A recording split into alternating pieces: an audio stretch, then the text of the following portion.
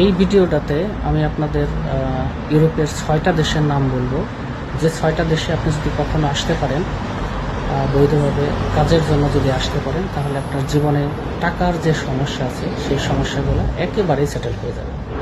তো এ দেশের ইউরোপের প্রথম যে দেশটি রয়েছে সেটি হচ্ছে লুক্সেমবার্গ। লুক্সেমবার্গে যদি আপনি আসতে পারেন, তাহলে সেখানে 8 ঘন্টার জন্য সর্বনিম্ন বেতন হচ্ছে 2700 ইউরো, যা বাংলাদেশের টাকায় প্রায় 4 লাখ টাকা। দ্বিতীয় অবস্থানে যে দেশটি রয়েছে তা হচ্ছে আয়ারল্যান্ড। আয়ারল্যান্ড একটা ইংরেজি স্পিকিং দেশ। যদি এই দেশেও আসতে পারেন, তাহলেও আপনি বাংলা প্রায় 3.5 লাখ টাকার মতো বেতন পাবেন। তৃতীয় স্থানে যে দেশটা রয়েছে তা হচ্ছে জার্মানি।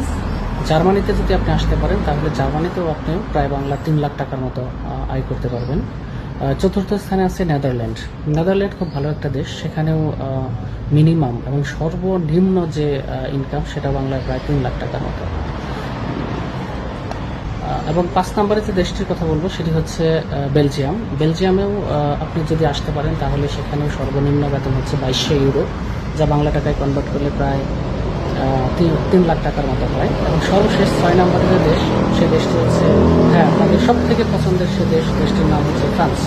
ফ্রান্সে আসলেও আপনি প্রায় 3 লাখ টাকার কাছাকাছি প্রতি মাসে সর্বনিম্ন আয় করতে পারেন।